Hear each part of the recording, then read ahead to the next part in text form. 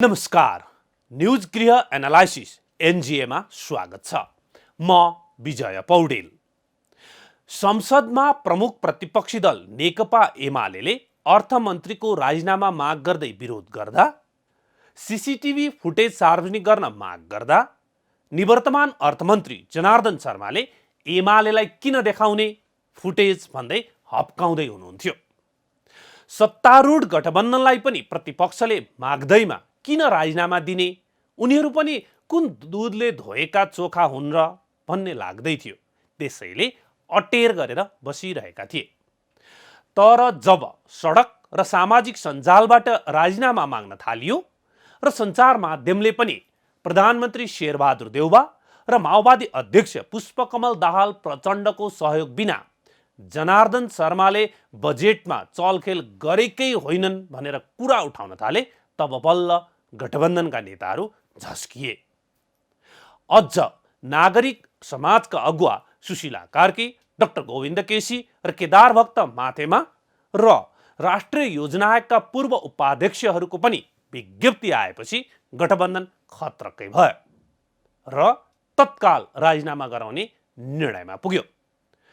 चौतर्फी दबावपछि जनार्दन शर्माको राजीनामा त आयो, तर छानबिन गर्न बनेको संसदीय समिति र उहाँमाथि थप कारबाही हुने विषयमा अहिले पनि सबैलाई संशय छ।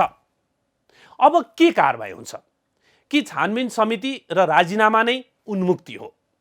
आजको न्यूज गृह एनालाइसिस एनजिएमा हामी यसै विषयमा एनालाइसिस गर्दैछौँ। कार्यक्रमको सुरुवात गरौँ आजका समाचार हाइलाइट्सबाट।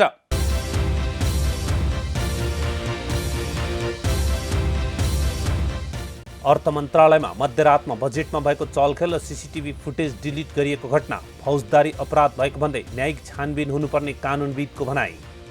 काठमाडौँ उपत्यकामा देखिएको हैजाको जोखिम काठमाडौँ बाहिर पनि देखिन थाल्यो।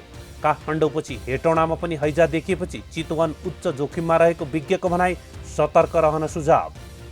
नेपालमा कोरोना भाइरसका सक्रिय सङ्क्रमितको सङ्ख्या 500 नाग्यो। विगत 24 घण्टामा 3515 जनाको नमुना परीक्षण गर्दा 78 जनामा सङ्क्रमण।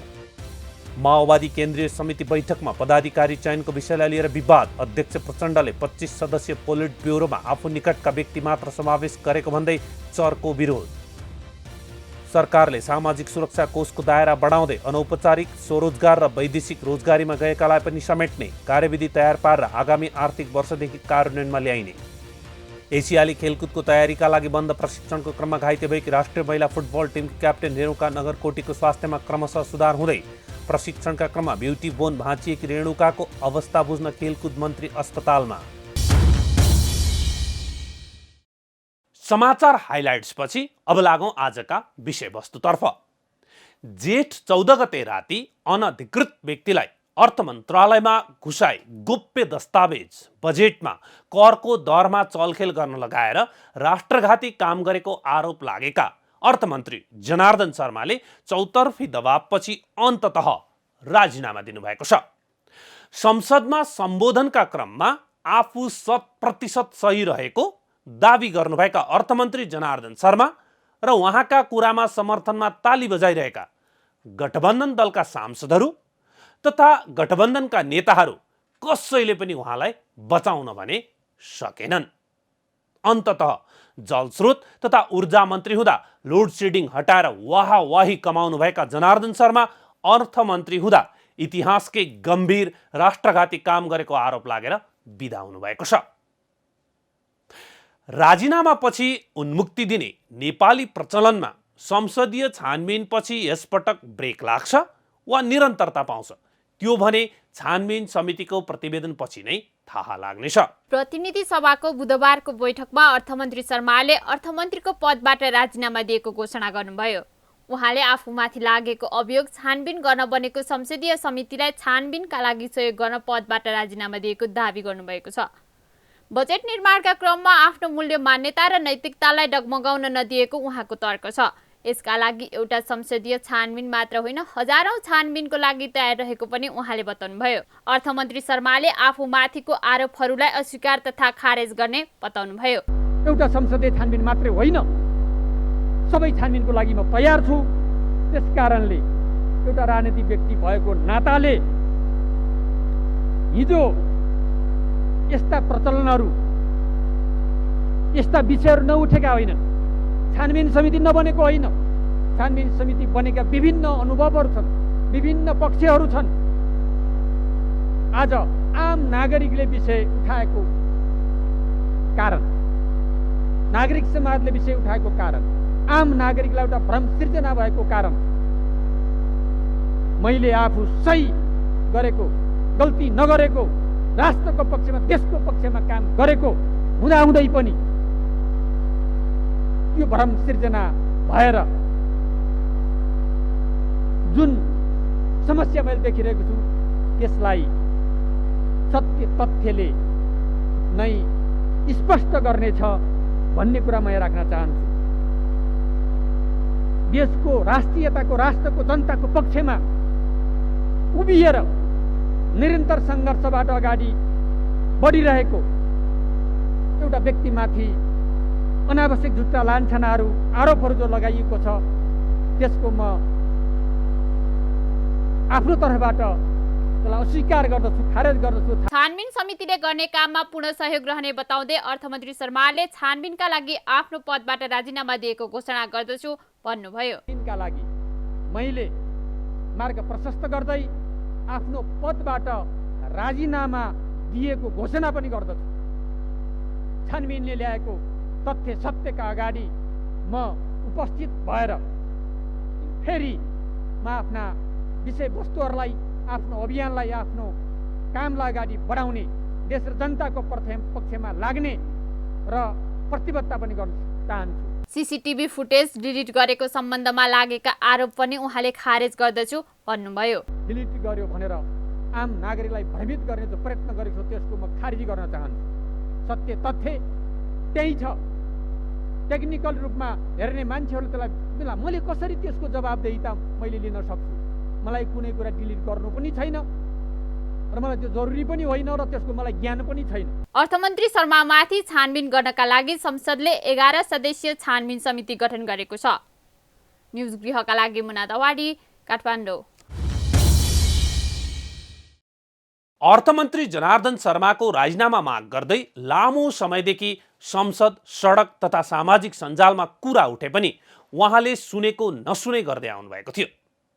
उहाँले राजीनामा नदिनुमा कतै प्रधानमन्त्री शेरबहादुर देउवा तथा माओवादी अध्यक्ष पुष्पकमल दाहाल प्रचण्डको पनि संलग्नता त छैन भन्ने प्रश्न उठ्न थालेपछि गठबन्धनका नेताहरू झस्किएका थिए।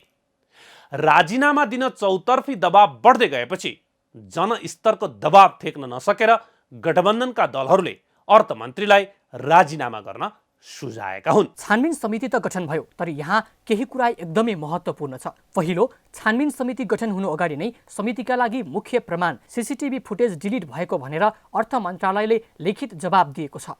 अर्को, अर्थमन्त्री शर्माले छानबिन समितिका अगाडि बयान दिनुपर्ने विषय उहाँमाथि लागेका आरोपहरू खारेज गर्छु भन्दै संसदको रोस्टमबाट बोल्नु भएको छ।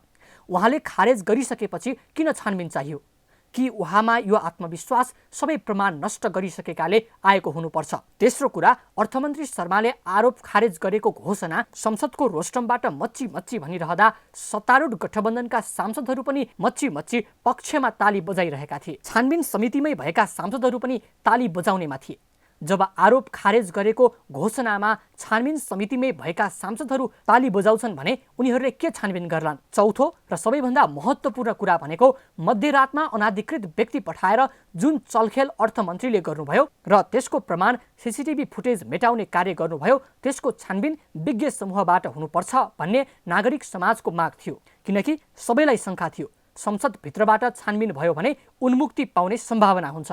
हुन त यसमा छानबिनको माग गर्ने प्रमुख प्रतिपक्षी दल पनि समितिमा छ, तर राजनीतिक दलको आजसम्मको यस्ता छानबिनका नजिरलाई हेरेर संसद बाहिरबाट विज्ञ समूहले यसमा छानबिन गर्नुपर्ने माग गरेको थियो। राष्ट्रिय योजना आयोगका 6 पूर्व उपाध्यक्षहरूले बजेट निर्माणका क्रममा उठेका प्रश्नहरूमाथि मन्त्री परिषद, संसद र संवैधानिक निकायले छानबिन गर्न माग गरेका थिए। नेकपा एमालेका नेता राजन भट्टराईले पनि संसदीय छानबिन समितिप्रति शङ्का व्यक्त गर्नुभएको छ। उहाँ सामाजिक सञ्जालमा लेख्नुहुन्छ, संसदीय छानबिन समिति बन्नु र मन्त्रीको राजीनामा आउनु सकारात्मक कुरा हो।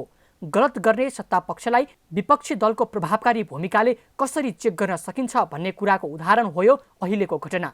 छिटोभन्दा छिटो सत्य तथ्य जनसमक्ष ल्याई दोषीमाथि कारबाहीको सुनिश्चितता दिन सक्नुपर्छ। यसले मात्र संसद र संसदीय व्यवस्थाको गुमेको साख थोरै मात्र भए पनि बचाउन मद्दत गर्छ। यसैगरी यहाँ वरिष्ठ पत्रकार तीर्थ कोइरालाको सामाजिक सञ्जालको स्ट्याटस पनि उल्लेख गर्नु सान्दर्भिक हुन्छ। उहाँ लेख्नुहुन्छ, आफू आफू मिलेर बनाएको सर्वदलीय समितिले कुनै निष्कर्ष दिन सक्दैन। अन्ततः मिलिजुली बसौँ, बाडीचुडी खाउँमा सहमति हुने हो। एउटै कुरा भयो, त्यो जनार्दन शर्माको जागिर गयो, बस। प्रतिक्रियाहरूले पनि बताउँछ संसदीय छानबिन कस्तो होला भनेर, किनकि हरेक विवाद पछिका छानबिन समिति तथा आयोगहरूका बारेमा एउटा अङ्ग्रेजी भनाइ नै छ, कमिसन आर फर ओमिसन, अर्थात् आयोग वा छानबिनहरू घटना मेटाउनका लागि भन्छन्। तत्कालको आक्रोश शान्त पार्न छानबिन समिति र आयोगहरू बनाउने, छानबिनमा लामो समय लगाउने अनि बिस्तारै जनआक्रोश शान्त भएर बिर्सदै गएपछि प्रतिवेदन नै नल्याउने वा ल्याए पनि सार्वजनिक नगर्ने, यो समस्या सदैव हुने गरेको छ। तर जनार्दन शर्माका बारेमा छानबिन गर्न बनेको समितिले 10 दिनको म्याद पाएकाले आशा गरौँ यो 10 दिनमै प्रतिवेदन आउँछ र प्रतिवेदनको निष्कर्ष र निवर्तमान अर्थमन्त्री र यस प्रकरणमा संलग्न मन्त्रालयका पदाधिकारी लगायत माथि भएको कारबाही जनताले थाहा पाउनेछन्। यो छानबिनमाथि प्रश्न उठाउने अर्को ठाउँ भनेको तत्काल नेकपा माओवादी केन्द्रले अर्को व्यक्ति अर्थमन्त्रीमा सिफारिस नगर्नुले पनि हो।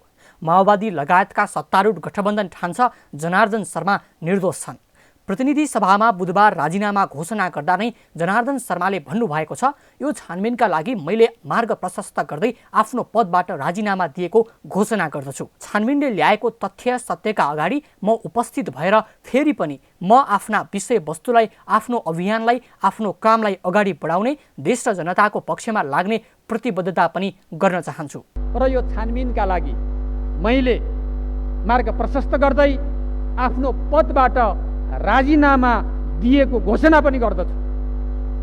छानबिनले ल्याएको तथ्य सत्यका अगाडि म उपस्थित भएर फेरि म आफ्ना विषयवस्तुहरूलाई, आफ्नो अभियानलाई, आफ्नो कामलाई अगाडि बढाउने, देश र जनताको पक्षमा लाग्ने र प्रतिबद्धता पनि गर्न चाहन्छु। यो कुराले फेरि पनि अर्थमन्त्रीका रूपमा फर्किएर काम गर्ने उहाँको विश्वासलाई उजागर गरेको थियो। त्यस लगतै माओवादीबाट आएको तत्काल अर्को व्यक्ति अर्थमन्त्रीमा सिफारिस नगर्ने कुरा र माओवादी नेता वर्षमान पुनले जनार्दन शर्मा नै निर्दोष साबित भएर पुनः अर्थमन्त्रीमा फर्कने कुराले पनि यो छानबिन तत्कालको आक्रोश शान्त पार्नका लागि मात्र भइरहेको छ भन्ने पुष्टि गर्छ।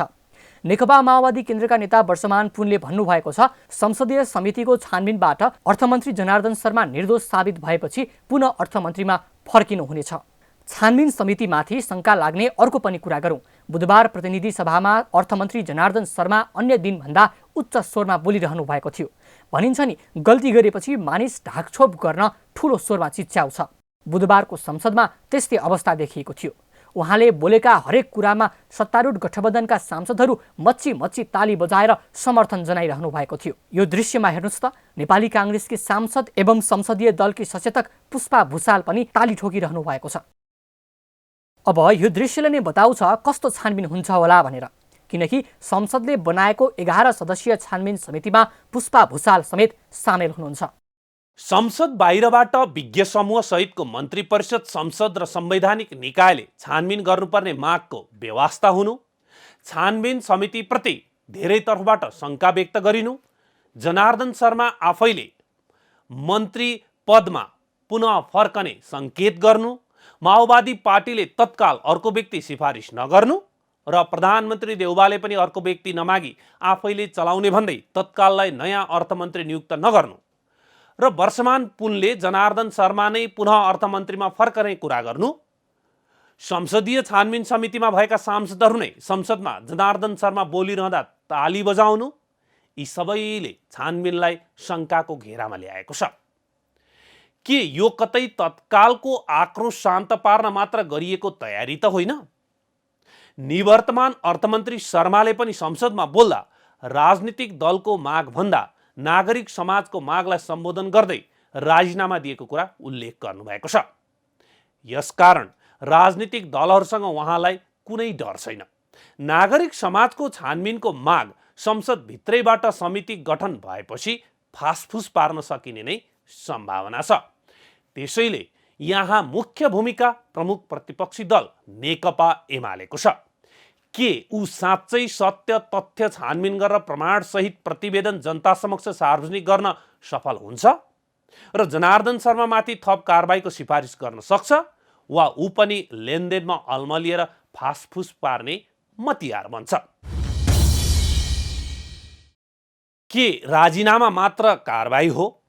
हामी कहाँ राजीनामा दिने बित्तिकै सम्पूर्ण अपराधमा माफी पाउने चलन छ।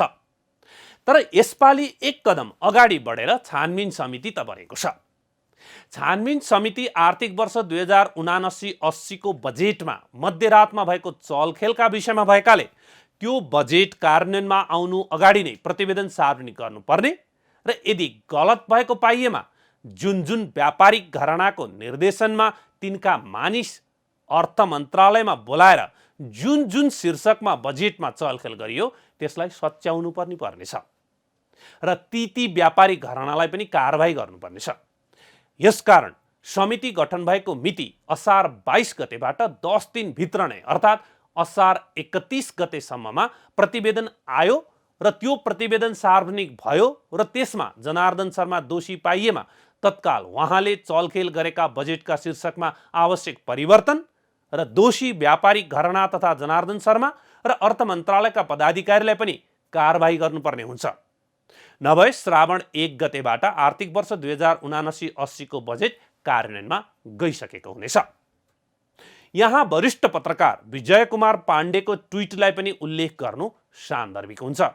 उहाँ लेख्नुहुन्छ, जुन दिन नेपालका ठूला मिडियाले अर्थ मन्त्रालयमा चुकुल काण्ड घटाएर करका दर परिवर्तन गराउन सक्ने व्यापारिक घरानाको नाम पनि फर्स्ट पेजमा त्यत्तिकै ठूलो अक्षरले फोटोसहित छाप्नेछ, तब मानौला घुस लिन्या र दिन्या दुवैलाई ठूला मिडियाले अपराधी मान्न थालेछ। यहाँ हामीले व्यापारीको मानसिकता पनि बुझ्नुपर्छ। ऊ नाफा मात्र चाहन्छ, चाहे जुनसुकै व्यवस्था होस्, चाहे जुनसुकै पार्टी सरकारमा हुन्।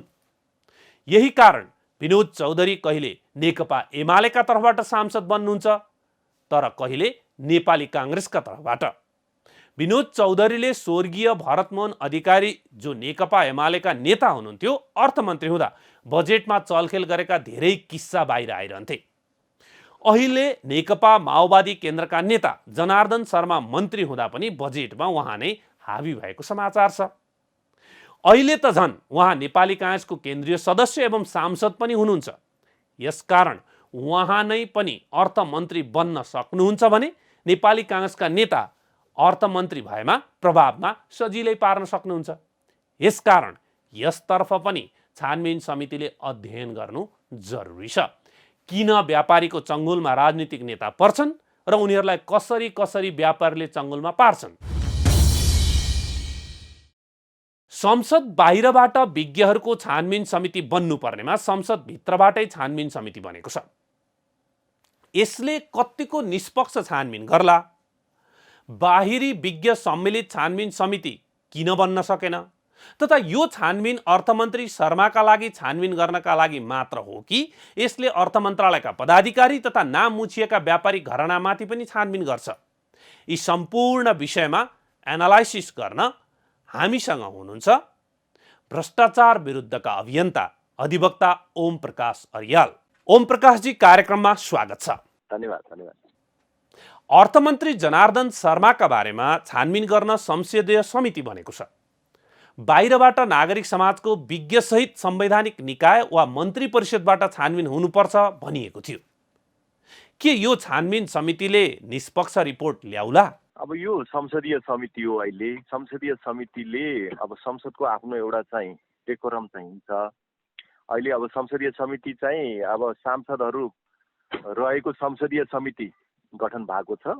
अब यसले आवश्यक पर्यो भने विज्ञको पनि सहयोग लिन सक्छ हैन, अथवा यसले चाहिँ आफै भित्र पनि एउटा उपसमिति गठन गर्न सक्छ। अलि चाहिँ विशेष रूपमा छानबिन गर्नको लागि अब त्यस्तो त्यो विशेषज्ञ समितिमा चाहिँ अरू विशेषज्ञहरू नागरिक समाज त्यहाँ राख्न उसले सक्छ त्यसमा। त्यसकारणले त्यो चाहिँ ढोका बन्द भइसकेको अवस्था चाहिँ छैन। यो संसदभित्रको मात्र विषय होइन, सत्तारूढ दलहरूको जनार्दन शर्मालाई अहिले पनि समर्थन छ। अनि तिनै दलका सांसद सदस्य भएको समितिले कस्तो छानबिन गर्ला? अब यो संसदीय समितिको यही नै हो। अब यो एक किसिमको अब संसदीय पद्धतिमा अब सबै दलको चाहिँ राखिन्छ, त्यसमा चाहिँ अब सत्तारूढ दलको पनि पर्ने नै भयो।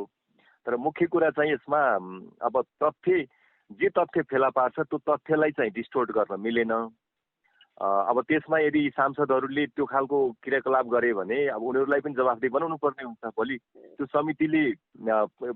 समितिले चाहिँ ल्याएको रिपोर्ट यो हामी अस्वीकार गर्छौँ, यो चाहिँ अझै पुगेन भनेर थप फेरि छानबिन गर्न सकिने अवस्था पनि हुन्छ। उनीहरू पनि एउटा चाहिँ संसदीय निगरानीकै कठघरामा हुन्छ नि। फेरि पनि फुल हाउसले त जस्तो पनि निर्णय गर्न सक्छ नि। शङ्का गर्यो भनेदेखि उनीहरूलाई पनि मुछेर होइन, उनीहरूले कतै चाहिँ जनार्दन शर्माको पक्षमा चाहिँ रिपोर्ट ल्याउनको लागि दुराशय राखेर काम गरे भनेदेखि भोलि त्यो रिपोर्टलाई अस्वीकार गरेर उनीहरू लगायत माथिमा पनि चाहिँ छानबिन हुन सक्ने हुन्छ नि फेरि।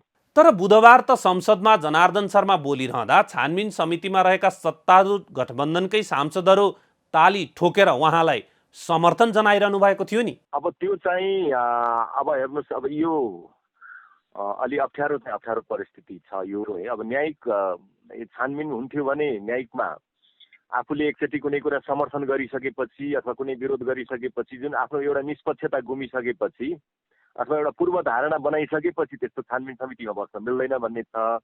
प्राकृतिक न्यायको सिद्धान्त लागू हुन्छ।